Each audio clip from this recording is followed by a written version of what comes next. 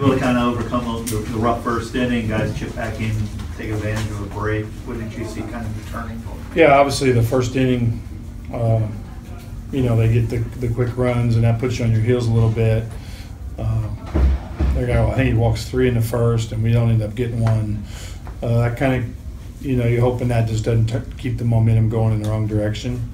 But Vance was able to kind of right the ship there and give us 3 more.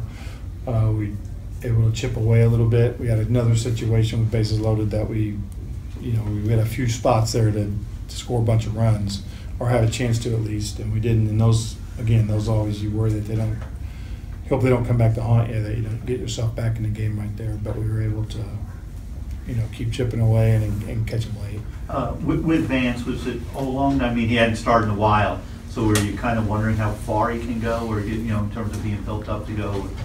You're wondering a little bit, but he was, once that first inning was over, he seemed good. He felt good. Honestly, I would have sent him back out with the state of our pen today. I would have sent him back out. I had, a few guys out there I didn't want to use, and so I would have sent him back out because he was throwing the ball good. But that probably would have been it. 5 would have probably been the limit, where his pitch count was and where he's been through. And then the bullpen, just some different guys tonight. Well, Hunter. I didn't want to use Harlan tonight, and Hunter was a guy I would rather have used a little bit later in the left-hand situation, but he ends up giving us 2 right there. Had some their lineup. You can use your lefties, and those 2 innings are huge because it gets us farther back into it, and then we're able to obviously we're scoring during that time. So those 2 right there were big, and everybody else kind of came in and did their thing. Ichiro get you that double and really kind of get you positioned to tie it up big at bat too. Yeah, that was obviously a big hit, and their guy was, this guy's got good stuff. Lorenzo throws the ball good, and looked like he just left something kind of, probably, I don't know if he's trying to get there, but, left the ball out over, coming to him a little bit, but he was able to hook into that corner. So that was big because you're right, it did set us up and put them in danger. And then JT with the big homer, and that kind of looked like a Stanton homer where it ended up. No, JT's been good. He's been on a little tear here. He's, obviously in Cincinnati and in Texas and here, he's, swinging it back good and all, even not just homers, but he's just swinging it back good. So, yes.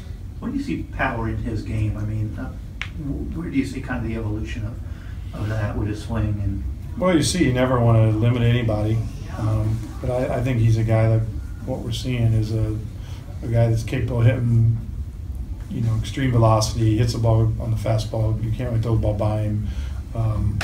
He's hitting lefties this year, which was good because last year I never understood why he didn't hit lefties last year. And I just think his swing's still evolving a little bit, so there's more there. So, again, I don't want to put limits on it, but, obviously he's at 12 now, and you start to see this, you start to think, anything can happen. Even still small sample size, but each hitting number in the second half is a little bit closer to last year. And what do you see the difference from first half? I don't think there's any difference really. Early on, he, obviously besides the result, I don't think there's a huge difference in like his swing. He has had some games where he had a chance to play a little bit, where he got some at bats, put them together, and I think that always kind of helps your timing. So, but I don't see really any true difference. I just, I talked about it, and I believe with you before. Anytime you get one at a time, you just don't know what's going to happen. You put 3, 4, or 5 at bats together, then you start to get a little timing. But one a night, one at a time, it's tough to measure success with the results of hits. You just have to look at the at bats and see what they look like.